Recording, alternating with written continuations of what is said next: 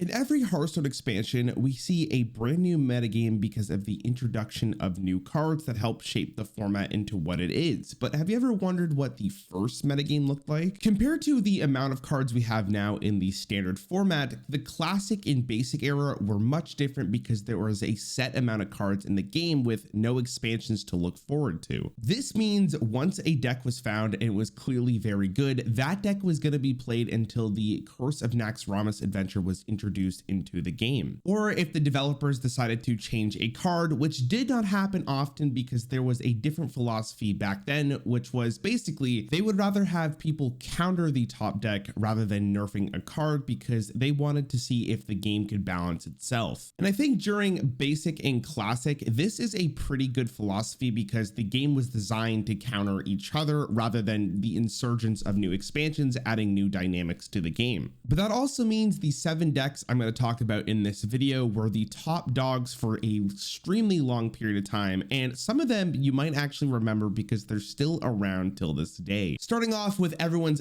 favorite deck is Aggro Hunter, also known as Phase Hunter, also known as Smork Hunter. This deck is popular because the amount of damage that Hunter could do from hand, as well as with their amazing hero power to deal 2 damage a turn to the enemy. Phase Hunter aims to defeat the opponent in the early game before, obviously they can build some kind of defense, and they would use this by using, of course, their hero power, charge minions, and a lot of bursts like from Kill Command, and of course getting Huffer from Animal Companion. Phase Hunter was also a little bit more mid-range than it seems to be now, where nowadays Phase Hunter is super aggressive. Hunters still had to fight for board in order for them to actually get lethal. The next deck we're talking about is Zoo Warlock, which is arguably the best deck we saw in classic Hearthstone, and the idea was to use a lot of cheap minions and buffs to basically overwhelm your opponents and making sure that you trade as efficiently as possible. The one benefit of Zoo Warlock is that not only was it good for fighting for board, it also had the life tap, which means you could just keep on drawing and have consistent threats, but most importantly, it would help you find your actual win conditions, which was Doomguard and Soulfire. As you could probably imagine, the early game was extremely critical for a deck like Zoo Warlock because you needed to have a board in order for you to actually fight for board. If you were falling behind, this deck virtually did nothing. But that didn't happen too often because Zoo Warlock would run a ton of cheap minions. Zoo Warlock also had the idea of running power overwhelming with cards like Leroy Jenkins to have even more bursts from hand.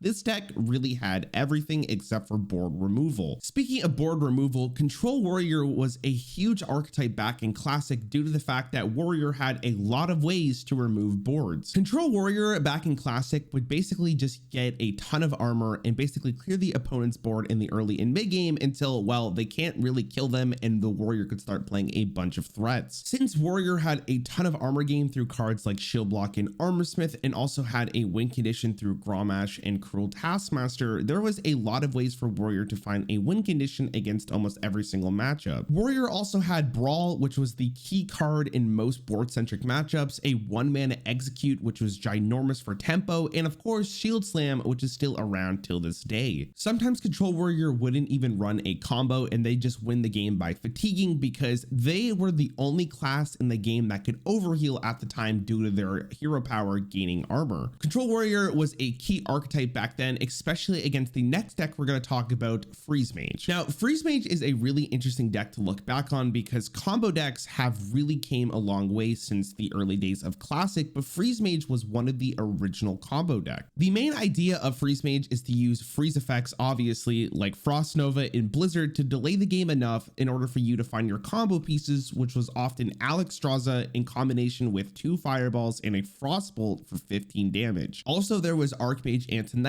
which would help against the slower matchups like Control Warrior to generate as many Fireballs as possible with the help of Sorcerer's Apprentice. One of the best combinations that you could do is Frost Nova with Doomsayer, which would freeze the board on the enemy side and then they would clear the board the following turn and your opponent couldn't really be proactive because they're going to be playing right into a Doomsayer. Drawing in Classic was also a lot different as well. There wasn't cards like Cram Session. You had to use Arcane Intellect and Acolyte of Pain with often Loot Hoarder and Blood Mage Thalanos force just the cycle even more. One of the reasons why this deck was so strong was because of Ice Block and the idea that there was no secret removal, so you could just play this on turn 3, basically not have to worry about dying for a full turn when it was proc. Now this deck was obviously one of the hardest decks to play in Classic, but I think the harder deck here in the more convoluted combo deck was Miracle Rogue. Now it's funny when I look at Miracle Rogue because Miracle Rogue probably resembles what Hearthstone was going to be like later on, because Miracle Rogue was a combo deck that had the ability to control the board and do an insane amount of damage from hand, as well as create big boys out of nowhere. The main idea of this deck was to use cards like Backstab and Preparations to make cards like Questing Adventurer or Edwin bigger, and then you would conceal them in order for you to find even more damage the following turn to hopefully kill your opponent. The other way of winning the game was to use a Gadgetzan Auctioneer to draw through your deck as much as possible to find Leroy with Shadow Step and Cold Blood to kill your opponent that way. There was also Eviscerates. You could use your Dagger with Deadly Poisons. This deck was extremely good. And even if you put a really big taunt in the way, the card Sap would kind of just completely nullify that, as your taunt would go bye-bye. This deck was one of the best decks in the game, and if you could play it at a master level, you would win quite often. Another deck that was extremely popular in Classic was Handlock. This was the more control-oriented version of Warlock. Now, this deck was called Handlock for a very specific reason, and that was because you wanted to fill your hand size as much as possible using life taps in order for you to play cards like Mountain Giant as early as possible. There was also Twilight Drakes, and damaging yourself helped you get out the Molten Giants as well, and that was basically the whole deck. Play big giants, taunt them up, and go for kills. The other thing this deck would do is play Leroy Jenkins with a Faceless Manipulator and a Power Overwhelming to do 20 damage from hand, which was absolutely disgusting. Sometimes in a extreme value oriented metagame, this deck would run cards like Lord Jaraxxus in order for them to have a better time against Control Warrior. They would also use a lot of removal if needed against aggro decks. Now, the one deck I have not mentioned already is Midrange Druid, which is one of the late up and comers when it came down to the Classic era, because people did not realize that you could use Force of Nature with Savage War for a sudden 14 damage for hand for 9 mana. Now, this seems like it's not that good, but in a game like Classic, where it takes a long time to just build up a combo potential for a 2-card combo, this was really good, and especially because Druid had Ramp with Wild Growth and Nourish, this effect was extremely scary. And because Druid also had a lot of great minions to choose from, like Ancient Allure or Druid of the Claw, their ability to innervate out these minions was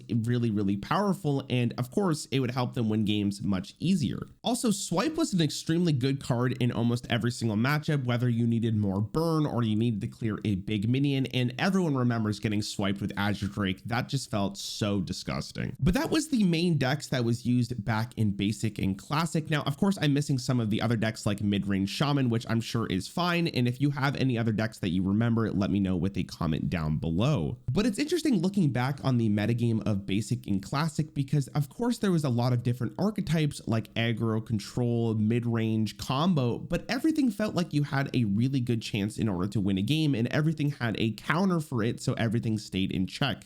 Hearthstone Classic was a really well done video game. Thank you so much for watching this video. If you guys want to support me more, I have a Patreon now. I would really appreciate it if you can go check it out. I hope you have a great day, and thanks for watching.